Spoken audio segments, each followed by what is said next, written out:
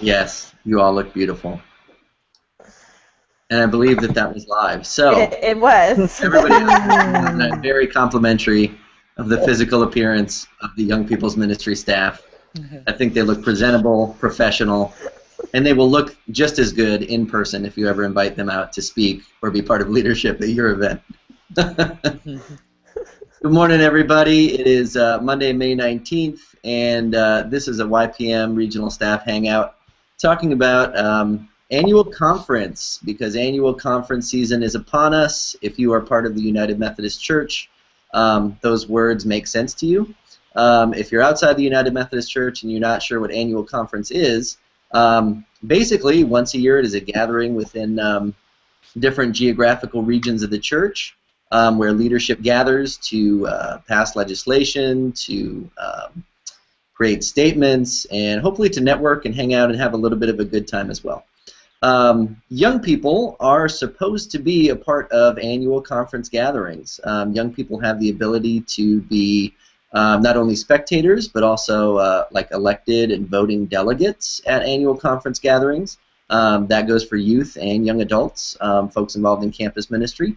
So we thought we'd take part of today and talk about sort of tips and tricks for young people at annual conference, how to keep them engaged, how to have them be present there, and then also hopefully also talk about how to help them explore interests in the annual conference or those legislative sides of the United Methodist Church that are annual conferences or also general conference as well.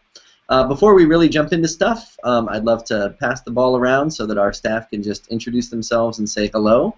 I'm Chris. I'm coming to you from my house this morning because I have a daughter who's now 5 days old, and it's a better choice to be coming to you from my house this morning than the office for lots of reasons. It's good to be home. But let's start in the southeast. We'll head over to Rory.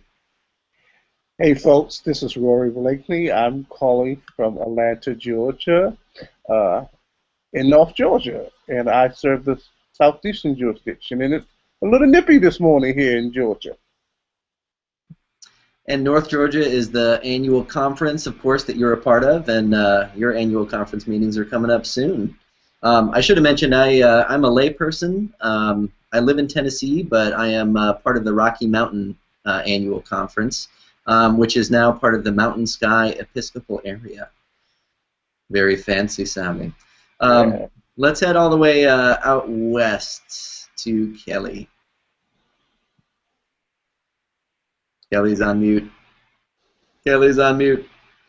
Kelly wants to unmute herself. There I am. Yeah. Sorry, I didn't know I was on mute. The machine has a mind of its own. Anyway, I'm Kelly Peterson, and I am in the California-Nevada Annual Conference. I'm a layperson.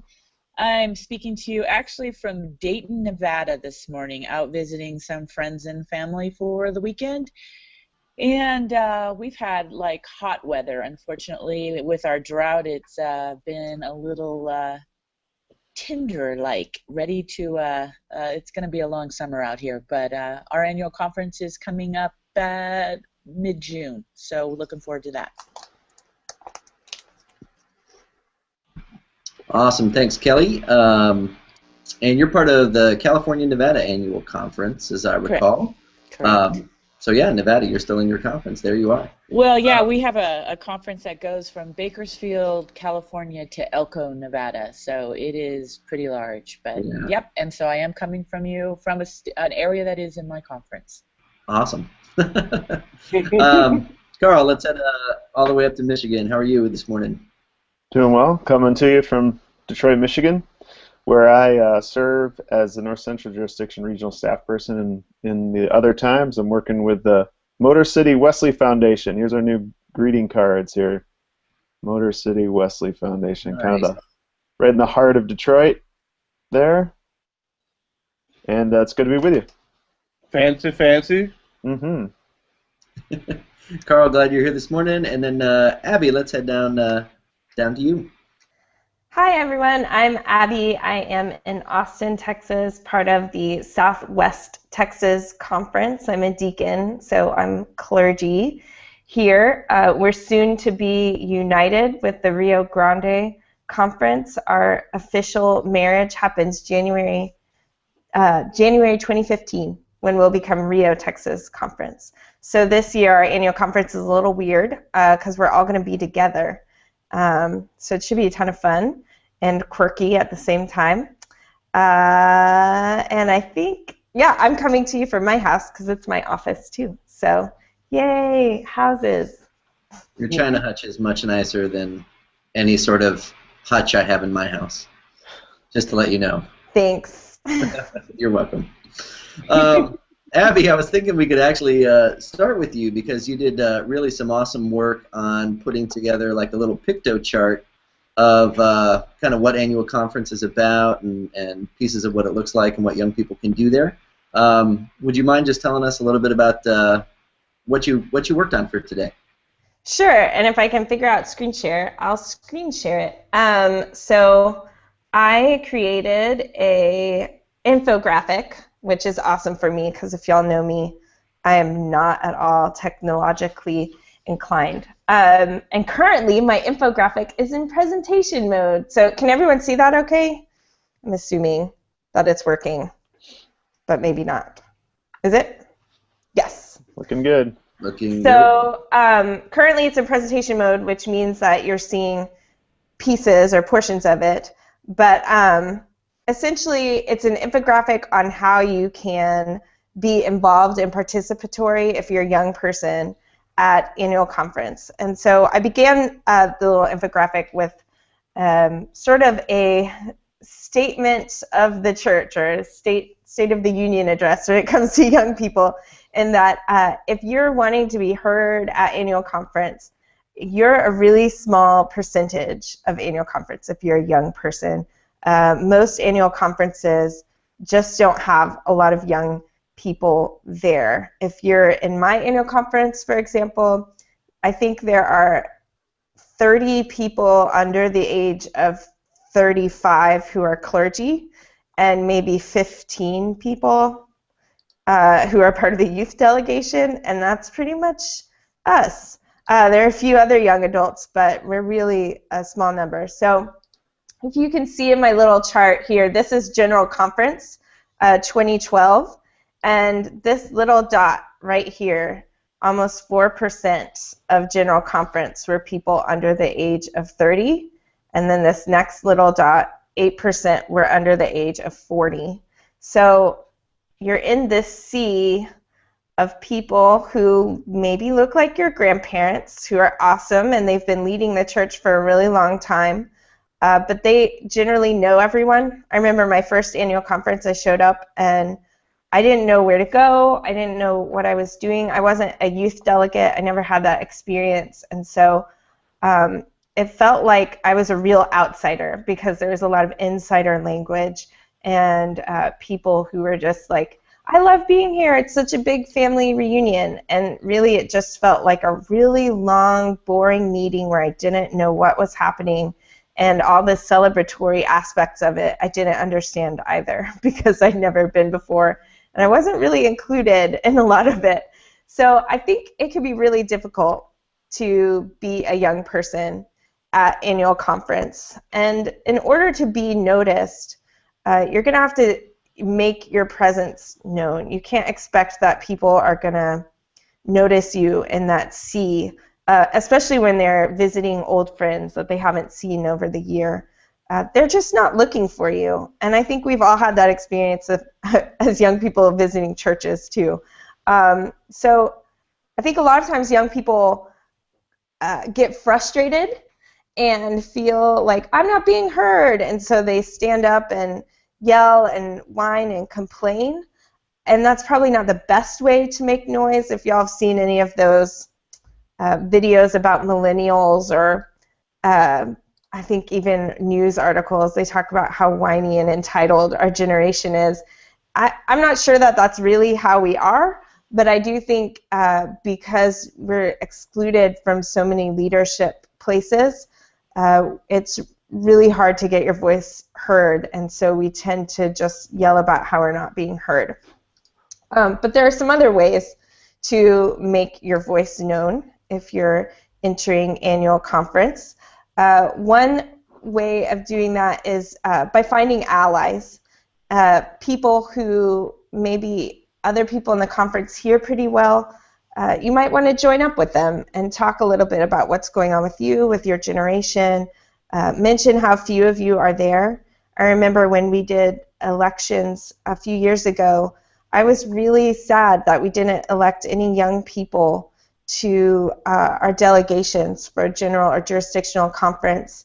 And the number one thing I heard when people would ask me why I was sad, and I would tell them, they would say, I didn't even think to notice that.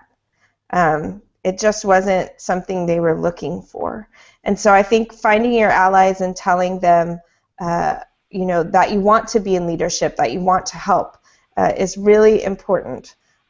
Some groups wear something so they can stand out. I know in the Texas conference they have a spotted owl pendant, or some people wear beanies, I know. So there are a lot of ways you can make yourself stand out so people can see you, but also you just need to be proactive and talk to people, get your name out and about, make sure people know who you are, that you want to be there, offer to help with things, try to get in front of people as much as possible.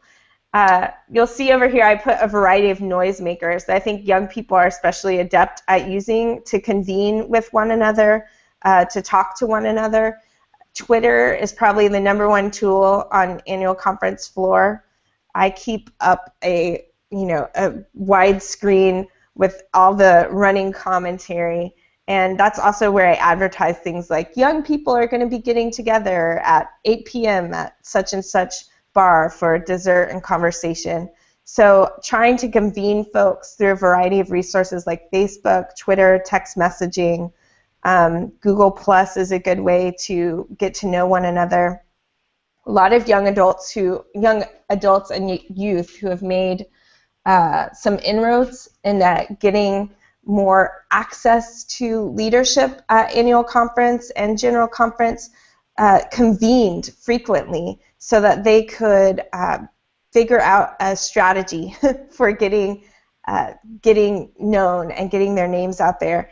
And so a lot of us live in pretty far-flung conferences. Maybe that seems really hard, but now we have a variety of resources that can help us convene and plan and work together so that we can access all the young people that will be there, anyone that's on our side, and start to work together so that we can accomplish goals with one another. Abby, that's a good pause place.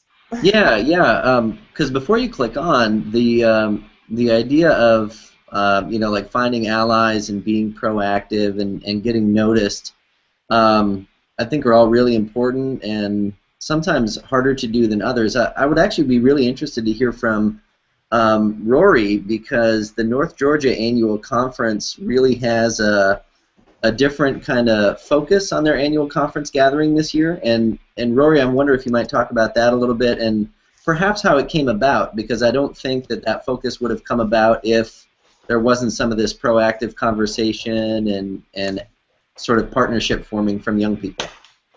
Certainly. One of the things that North Georgia boasts, I guess, is that about 4 years ago, we elected one of the youngest conference lay leaders in the whole connection.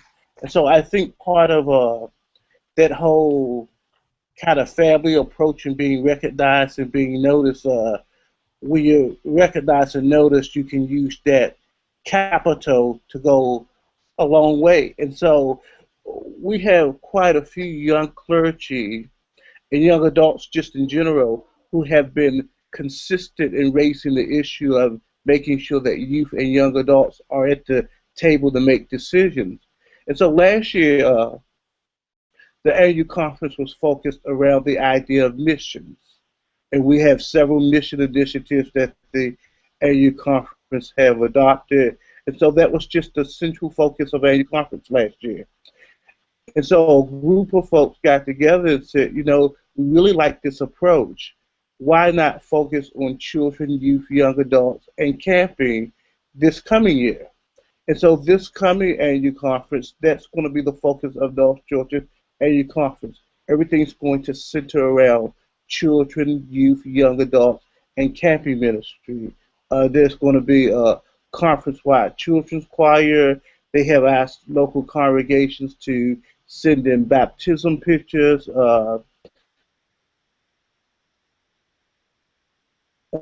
On Wednesday of AU conference, there's going to be this big rally, and they're going to have a youth ministers luncheon. Uh, they've invited several because we had a young conference lay leader who was able to do. We had young clergy who were pushing the issue of having youth and young adults at in this decision-making process. And since I've been a member of North Georgia, we have had a strong youth delegation where I want to say each district sends 4 youth to annual conference. And these young people are voting delegates. And they are usually sitting right behind the cabinet. And so there's a prominent spot. They're just woven throughout the annual conference, whether it's reading scripture, whether it's offering a prayer. It's just not something that's done out of tokenism. We really do try to equip and empower young people to make a difference here in North Georgia. Thanks, Rory. Yeah, and I think the really important piece of that is realizing that annual conference gatherings, general conference gatherings, are a place where young people can be agents for change. You know, if there's things that they don't like, if there's things they want to raise as issues and put a light on, this is definitely one place that people can work within the system to make some changes that they would like to see.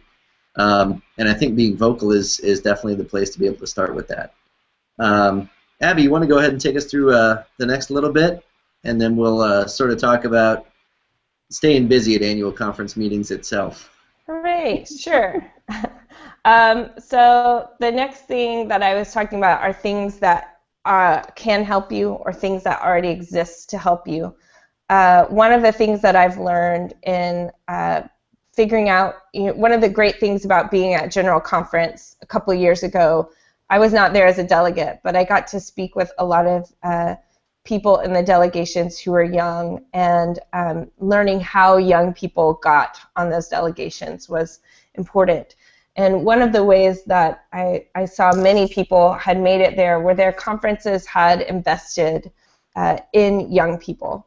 They had funded youth and young adults, and the conferences that did fund either a young adult group meeting or put significant funding into youth had an increase in youth and young people participating in their annual conference and their general conferences.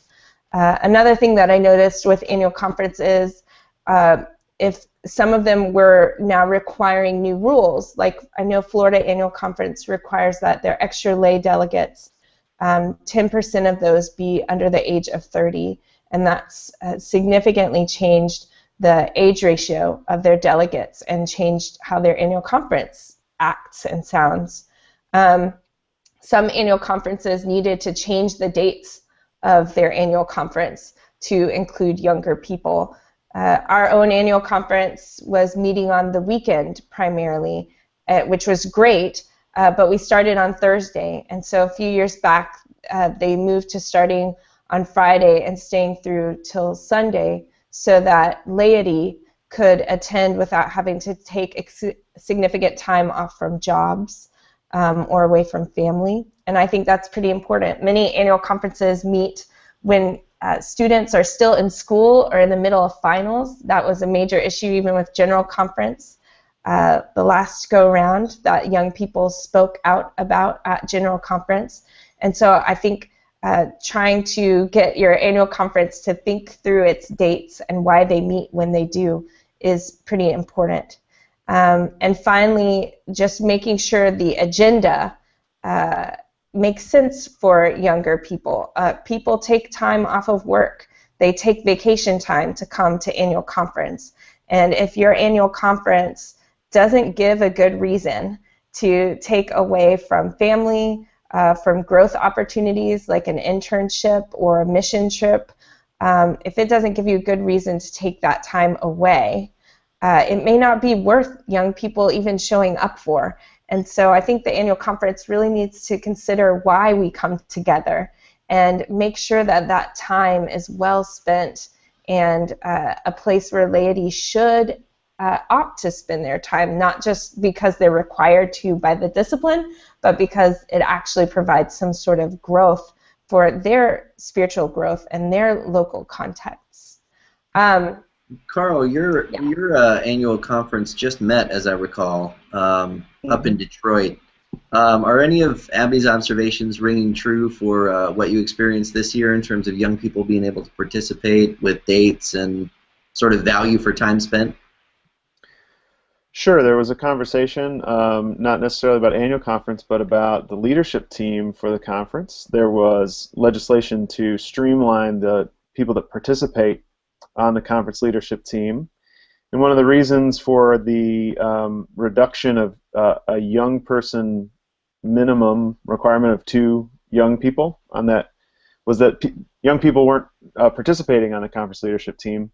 And when someone asked from the floor of annual conference why that was, the answer was, well, because we meet on Mondays during the day, which is actually a kind of an answer that is questionable for anybody, any lay person with a job, certainly. But the young people stood up and they said, well, first of all, the reduction says that they will reserve 1 slot for a person 12 to 30, and they were able to point out that that's a very wide range of young people, and that it would probably be more appropriate to have 1 person representing a youth voice and 1 person representing a young adult voice. And we're able to offer an amendment to that, and also just giving the opportunity to ask that question of, you know, how we meet, when we meet, and how that determines who can meet was a great opportunity that the young people at Detroit Annual Conference gave that body this time. The other thing they did was young adults particularly were they launched a thing called the Selfie Challenge, where they were just going around trying to get everybody to get selfies with each other. And so the bishop, was a certain number of points, and the worship leaders were a certain number of points. And so I think that in a gathering like annual conference that can get so wrapped up in legislative fighting, some of the technological and communication tools that young people bring can really add a layer of what I consider, holy conferencing through technology as a way to kind of soften that a bit. And it was nice to see them doing that. Actually, I like that idea, Carl. I may have to borrow that idea for North Georgia. Yeah, it was great. It was very fun. Yeah, Kelly, I love that idea, and it's also fun. Well, it's a fun way to get, if you're trying to get to know leadership and get your face out there, it's a fun way to do it without being like, hey, listen to my agenda. Mm-hmm. Exactly. I was going to say, Kelly, you probably have some interesting experience as well, because one of the other many hats that you get to wear is on California Nevada Annual Conference staff. And so what does the young people's presence at Cal Nevada look like, and what are some things that you found helpful for plugging them in and keeping them engaged at annual conferences? Well, I've been very lucky because our youth delegation has doubled since my time at Cal Nevada, just because we've been the Conference Committee on Young People's Ministries have intentionally been doing some of the suggestions that Abby, putting money, putting support, creating training, and a reason for them to be there than just to kind of sit in a chair and say, listen to me, listen to me.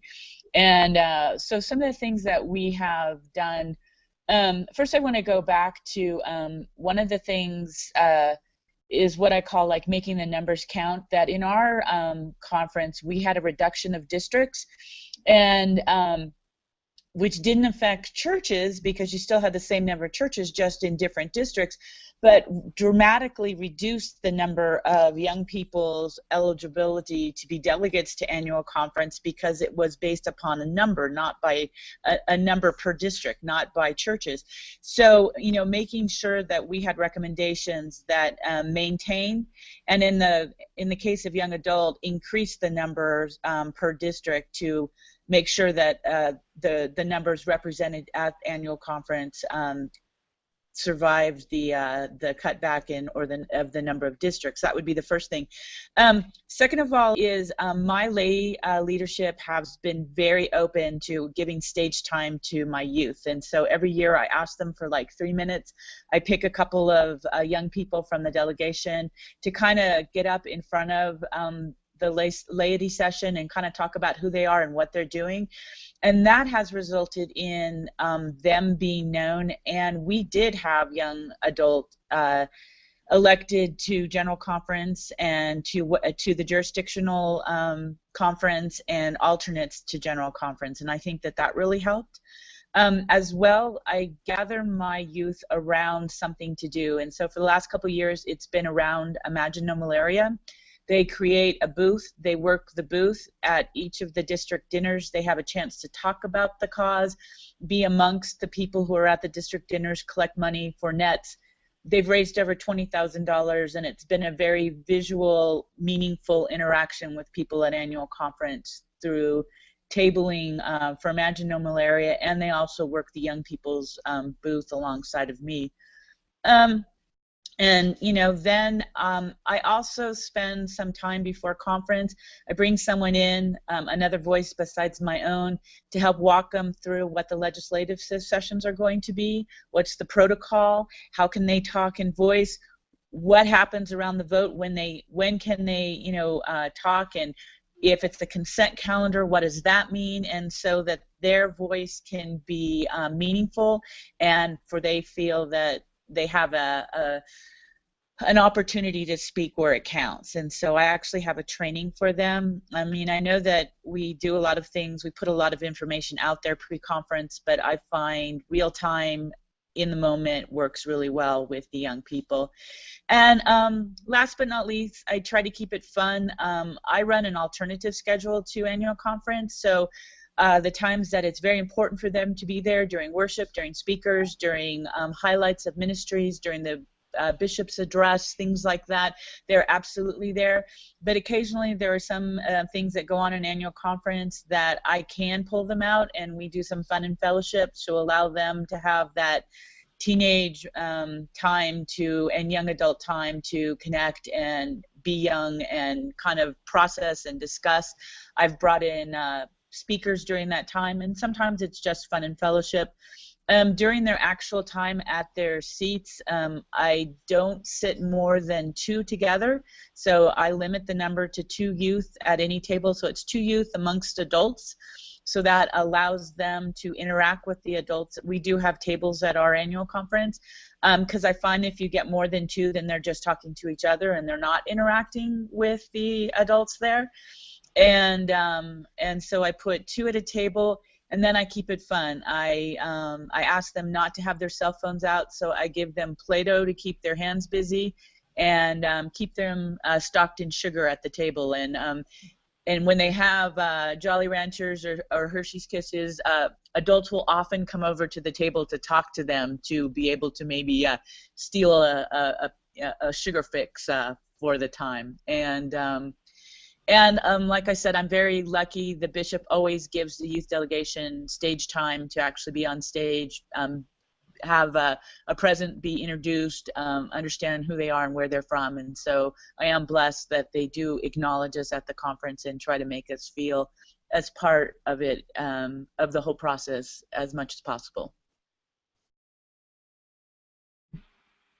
Those were a ton of awesome suggestions, Kelly. It's come up a couple different times, but the social aspect of annual conference. You do have professionals, you know, ministers who are getting together, and this might be one of the only times they see each other the whole year.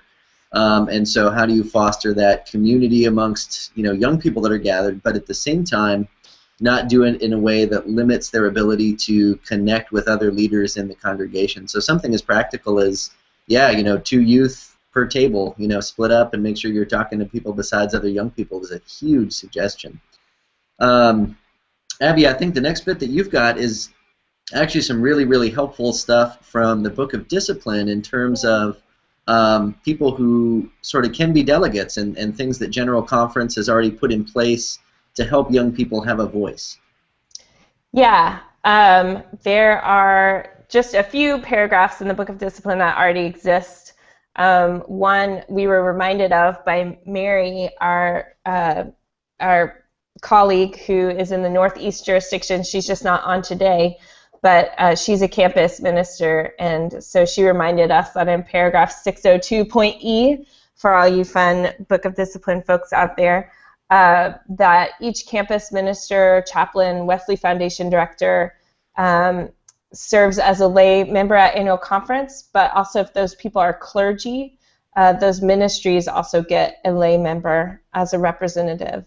We also have representation with the youth and young adult organizations. The presidents of those organizations serve as a delegate. Each district has one youth and one young adult delegate. It's up to the annual conference to figure out how those delegates get chosen. So you need to look into how your annual conference does that if you're interested in those kinds of positions. The president of the conference college youth student organization is a delegate. And also, recently I had someone just post on Facebook asking me how old a delegate can be, or how old do they have to be. They were under the impression that youth could not be delegates selected by their church. And it's important to note that in paragraph 602.4a that those participation and membership requirements are waived for people under the age of 30. So adults have to have been members for a certain amount of time. They have to have been participating as leaders for a certain amount of time. But youth obviously cannot hit those requirements easily due to confirmation and when you could be a member. But every confirmed member of your church can be a delegate if they're under the age of 30. They can do that. So whether or not you're 12 or 29, you're able to be selected from your church to be a delegate as well. And those are my disciplinary things. I don't know if I should switch over yet. I'll just share that this document that Abby is sharing from, we will post it online and provide the link in the YouTube comments box or the YouTube description box from the saved version of this Hangout. So if people are interested in downloading that and referencing it later, they absolutely can, instead of going through this video and hitting pause a whole bunch of times. Yeah, please don't feel like you have to do that. Plus, this screenshot isn't showing everything, so there are things I'm sure that are being left out. Yeah. All right. Let's talk about perhaps our last little piece here today, and that is annual conferences also serve the function of choosing voting delegates and others who will attend General Conference. General Conference happens every 4 years, and central conferences from around the world and jurisdictions in the U.S. all have folks that get together for General Conference. It will be in 2016. It'll happen up in Portland, Oregon. And we would love young people to know that they've got the opportunity to be voices at that meeting as well. One of the ways that you can start to work towards being a voice at that level starts within your own annual conference, doing some of the networking and relationship building that we've already talked about. But I think Abby's got some really, really clear things to outline here for you as well. Just a few, but they really play on what we've been talking about. It's hard to get elected to general conference or jurisdictional conference, and it takes a lot of time. So before you even think about putting your name in a hat, you really need to be sure that you're going to be able to give the time and effort toward that.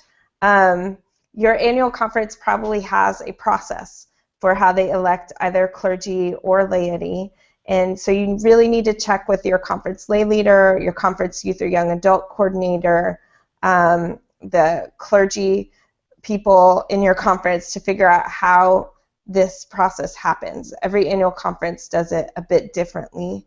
But basically, all the above suggestions apply. You need to get your name out there. People need to start seeing you as a leader.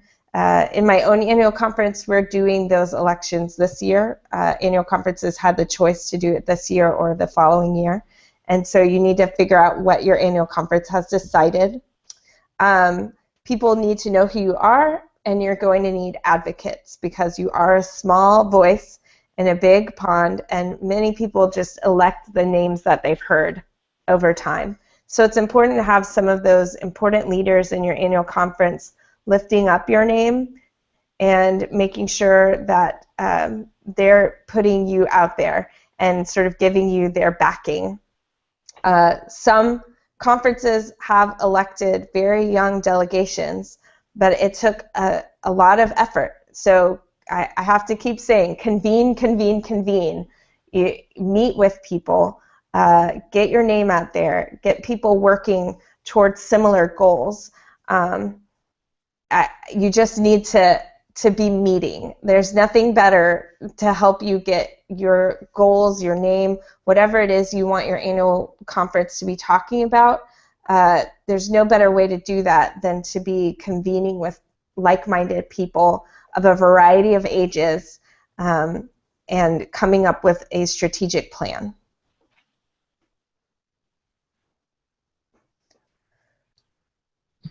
One other way that I've seen people be present at a general conference is that if you're in an academic setting, high school probably, and certainly college, some of those organizations, some of those institutions will allow a independent study of a thing like general conference. So if there are individual young people who would be interested in going, observing, writing, reflecting on those experiences, even if the avenue of being an elected delegate isn't opening up for you, I'd encourage people to think about that. I did that at my senior year of college, and it was a great way to see that portion of our church at work. And to be quite honest, I think that sometimes going, maybe even not as a delegate, gives you a bit of distance from some of the crazy that happens at that, and allows young people's voice to come through in a way that offers kind of loving critique at the same time. I mean, I just wouldn't be afraid of encouraging young people to do that as well. There's another way to connect there. And I would say, I'm putting my Safe Sanctuaries hat on, be proactive in considering how you're going to deal with young people if they are elected. We had some elected as alternates and elected to the jurisdictional conference, and nobody really thought about travel or supervision or things like that, and suddenly calling me in a panic, and and it was an afterthought rather than a forethought that, oh, we're actually going to elect a 17-year-old to go to general conference. What does that look like? And so I would say, as you convene and names start to come to rise as leaders, as a potential delegate, that if they are a minor, that you have that all in place, so that won't inhibit their eligibility or their consideration for being elected. And I was going to piggyback on Carl's statement. Actually, I think it's a great idea sometimes to explore alternative ways to be a part of some of these discussions. I know General Conference is always looking for tailors. Each of the ethnic caucuses of the United Methodist Church. So sometimes you may not be able to go as the elected person the first time, but you can go in another capacity, and it does kind of give you a perspective that an elected delegate doesn't have, because that person is trying to negotiate and understand all the legislation and get stuff accomplished from that end. While if you're working or if you're doing some studying, look at it from a particular perspective, like how many women delegates do we have, or those kind of things. I think it's oftentimes another interesting perspective to see the church at work. I think that phrase is the one that best sums up annual conferences and general conferences. You know, at church at work, right? Like, as part of the United Methodist Connection, this is one of the pieces of the structure where it really is work. And so if you are a young person or you're somebody who works with young people and you're attending annual conference, you know, realize that it is a time for fellowship and gathering and some celebration, but it's also a time where some very serious work happens. And often it's work that affects not only the present but the future of the United Methodist Church itself. And so if there's young people that are passionate about their faith and want to see some changes in their church or some changes in the way that things are done, working within the system, annual conference, jurisdictional conference, general conference, are some of the places where that can happen. I think the tips that we've shared with folks are really, really helpful. I think on the practical side of stuff, before Abby shares her last piece, is usually it's Robert's Rules of Order that are used at these meetings. And so if you don't know what Robert's Rules are, get to know them a little bit. And hopefully if you've got some sort of conference leader like Kelly, who is offering not only all the stuff that's emailed out ahead of time, or printed up ahead of time. If you've got somebody that's coordinating an in-person gathering to talk about, okay, so here's what the legislative side of stuff is going to look like. Here's what some worship stuff is going to look like. Here's the times where you're allowed to speak and it will be on the record. You know, those kind of pieces are hugely important because people do like to play within the boxes that are set up, right? Like those rules that are in place. Things will be in order or out of order, and that can make a big difference in terms of the choices that get made. Abby, go ahead and jump in there, and then we'll start to close up shop. Yeah, well, this is really for everyone to get involved in. Yes, annual conference, jurisdictional conference, general conference are serious times where work is happening, but it's also a great time for fellowship. It's a great time to add I think what young people really can bring, like Carl was saying earlier, a different sense of what it means to come together in love and fellowship. Yes, we're getting business done, but it's also good to have a little fun. And so usually when there's fun happening at annual conference, the people behind it are young people. I just don't generally see it happening any other way. So there's a lot of things you can do. I know some annual conferences, young people just have a funny blog that goes up daily. I know at ours we have a young clergy person that writes AC Today, which is a blog that's like Us Weekly or USA Today, where she like takes pictures of the DSs drinking coffee, and it's like, DSs are just like us. Or does like mock interviews with people, or the fashion of annual conference, just to be silly and make people laugh. Some young people host a happy hour. The young people I know at Oklahoma conference bring dance mixes, and people line dance and do the Cupid shuffle in breaks while they're waiting for votes to get counted. We would find a way to work the Cupid shuffle into every hangout that we do. That's right. And then a lot of the worship opportunities you have at annual conference, I know many annual conferences have worship opportunities that are hosted by young people, or young people that just know when there's a break and provide some sort of different worship experience that maybe only young people could provide. And finally, a lot of us know how to play some fun annual conference bingo. And I know Chris has information on that as well. Well, it's my own little, very small contribution to our time today. But we will post a link for downloadable bingo cards if you need to help your young people's minds stay busy. And basically, they're just filled with buzzwords that we believe you will hear somewhere during the course of annual conference.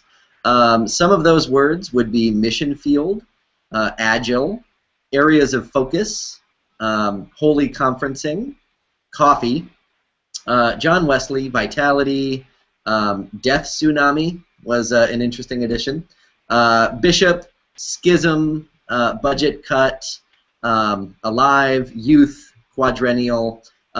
Anyways, there is a wide selection of buzzwords that we believe will abound at annual conference gatherings. And yes, if you want to give a prize, you are welcome to.